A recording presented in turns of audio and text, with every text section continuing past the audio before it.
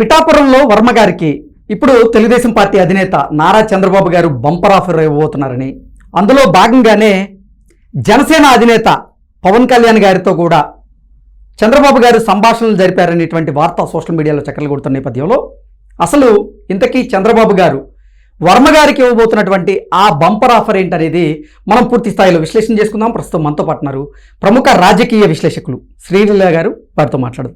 శ్రీలీల గారు నమస్తే అండి. నమస్తే అండి. పిఠాపురం వర్మ గారికి చంద్రబాబు గారు ఇప్పుడు బంపర్ ఆఫర్ ఇవ్వబోతున్నట్లుగా, అందులో భాగంగానే చంద్రబాబు గారు పవన్ కళ్యాణ్ గారితో కూడా చర్చలు జరిపినట్లుగా కొన్ని వార్తలు వస్తూ ఉన్నాయి. ఇంతకీ చంద్రబాబు గారు వర్మ గారికి ఇవ్వబోతున్నటువంటి ఆ బంపర్ ఆఫర్ ఏంటి అంటే ఏం చెప్తారు?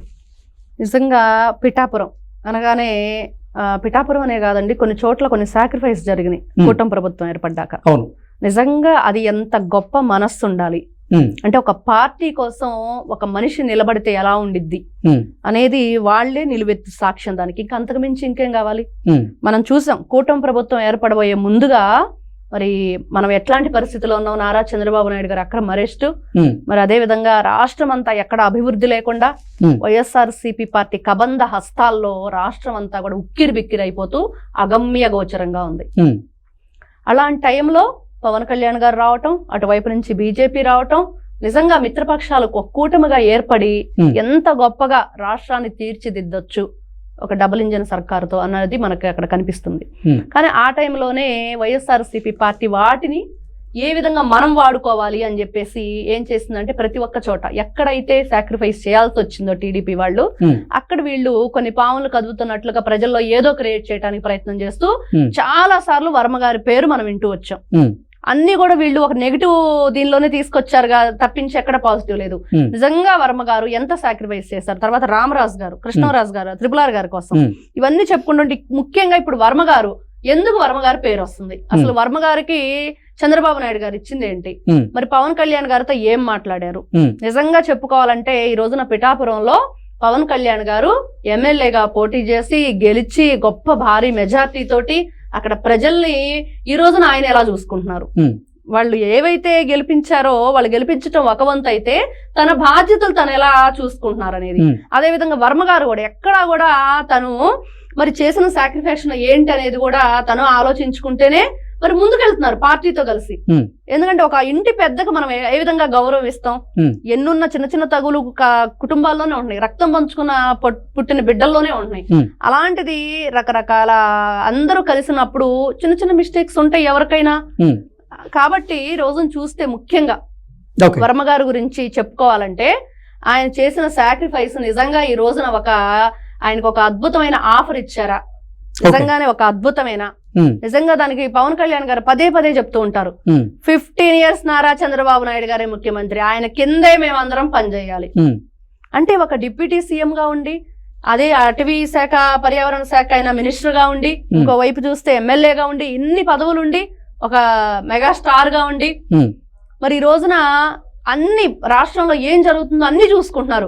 అంటే ఇటు చలనచిత్ర రంగం, రాజకీయ రంగం రెండు కూడా ఈక్వల్ గా ఆయన ఏ విధంగా తీసుకెళ్తున్నారు.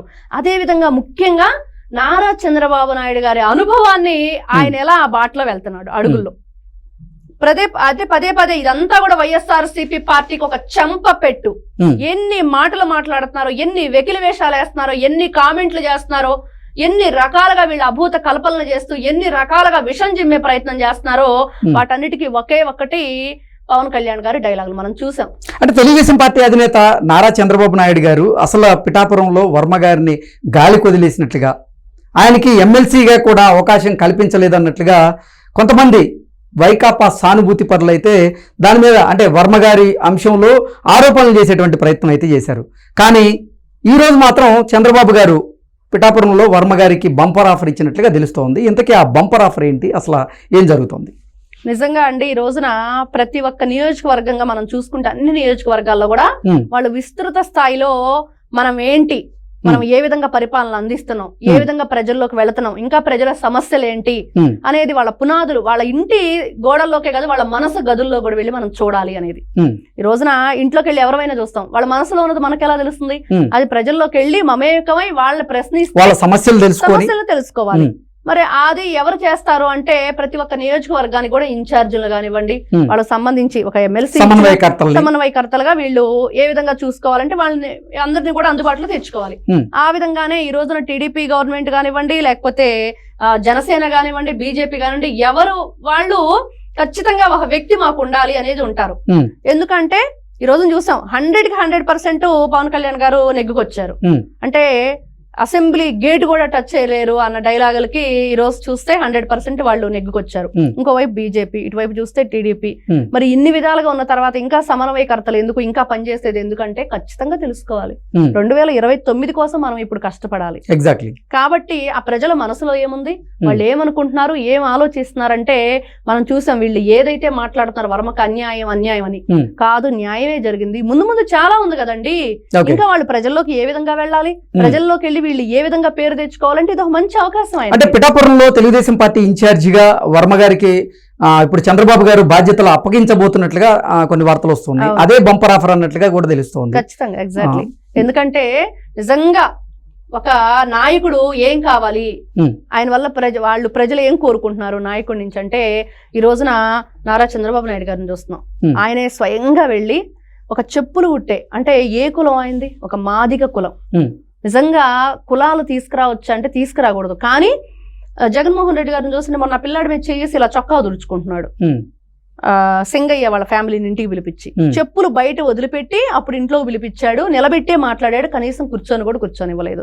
కానీ నారా చంద్రబాబు నాయుడు గారు ఏం చేశారు, ఆయన కారులో సాక్షాత్ ఇప్పుడు ఆయన సీఎం అండి, ఆయన సీఎం కారులో ఎక్కించుకొని ఇంటికెళ్ళి వాళ్ళు నడిచే మెట్ల మీద కూర్చున్నారు. ఆయన ఏం చెప్పులు కుడతావు, నువ్వేం చేస్తావు, నీ ఆదాయం ఎంత, మీకేంటి, ఇల్లు ఎలా గడుస్తుంది, ఏం కావాలి మీకు, మీకున్న సమస్యలు ఏంటి, అస్సలు ఎవరు అడుగుతారు, ఎవరు చేస్తారు? అట్లాంటి గొప్ప నాయకుడి కింద ఇంతమంది పనిచేస్తున్నారంటే వాళ్ళు ఇంకా ఏ విధంగా పనిచేయాలి? అలాంటి సమన్వయకర్తల్ని మనం తయారు చేసుకుంటూ ఈ రోజున వర్మ గారికి కూడా ఈ బాధ్యతలు అప్పచెప్పబోతున్నారని చెప్పి మనకు క్లియర్ గా అర్థమవుతుంది. అదే విధంగా వీళ్ళు పదే ఏం ప్రచారం చేస్తున్నారో, పవన్ కళ్యాణ్ గారు ఫోన్ చేస్తుంటే చంద్రబాబు నాయుడు గారు ఎత్తరంట, లేకపోతే చంద్రబాబు నాయుడు గారు ఏదో మాట్లాడదామని ట్రై చేస్తుంటే పవన్ కళ్యాణ్ గారు మాట్లాడటానికి ఇష్టపడట్లేదంట. ఇవే కదా వీళ్ళకి కావాల్సింది, వీళ్ళ పేపర్ కి, వీళ్ళ ఛానల్ కి అంటే ఎన్నికల ఫలితాలు వచ్చిన తర్వాత పవన్ కళ్యాణ్ గారికి అలాగే పిఠాపురంలో వర్మ గారికి మనస్పర్ధలు వచ్చాయని, వారిద్దరికి పొసకట్లేదని రకరకాల ఆరోపణలు. వీళ్ళ పని ఏంటంటే ఏదొక విధంగా కూటమిలో కుంపట్లు పెట్టాలని, అది జరగని పని అనేది ప్రతిసారి చెంపచెళ్ళు అనేలాగా పవన్ కళ్యాణ్ గారు చెప్తూనే ఉంటున్నారు. అయినా కూడా మేము ఇలానే ఉంటాం, మేము ఇలానే మాట్లాడతాం, మా పనే బురద జల్లటం, మా వంటికి బురద అంటించుకొని ఉన్నాం, ఈ బురదను 10 మందికి పూయడానికే చూస్తాం తప్పించి మేము కడుక్కోము అనే రీతిలో ఉంది సాక్షి పేపర్, ఛానల్. ఇంకేం చెప్పుకోవాలి వీళ్ళ గురించి? కాబట్టి ఈ రోజున కూటమి ప్రభుత్వం ఏ నిర్ణయం తీసుకున్నా ఎవరికి అన్యాయం జరగదు, న్యాయంగానే వాళ్ళు నాయకులు కానివ్వండి, ప్రజలు కానివ్వండి. ఎందుకంటే ముందు చూస్తూ ఉంటున్నాం ఎన్నో, ఇంకా చాలా ఉంది. ఈ రోజున ఆంధ్ర రాష్ట్రాన్ని ఎటువైపు తీసుకెళ్లాలంటే పేదరిక నిర్మూలన వైపు అడుగులు వేస్తున్నారు. సుపరిపాలన అంటే ఇక్కడ ఒక సంక్షేమ పథకాలే కాదు, ప్రజల క్షేమం కూడా కావాలి, వాళ్ళ ఏమందించాలి అనేది కూడా చూస్తుంది. కాబట్టి ఈ రోజున చూస్తే ఒక్క పిఠాపురం అంటే ఈ రోజున వాళ్ళు ఎలా టార్గెట్ చేస్తున్నారనే దాన్ని మనం ఇక్కడ చెప్పుకొచ్చాం. ఎవరికి అన్యాయం జరగదు. ఆ అన్యాయం అనే మాట జగన్మోహన్ రెడ్డి అండి బ్యాచ్ అంటే మాత్రం ఇంకా అన్యాయంగా ఉంది నిజంగా. ఓకే అండి, థ్యాంక్ యూ సో మచ్. నమస్తే.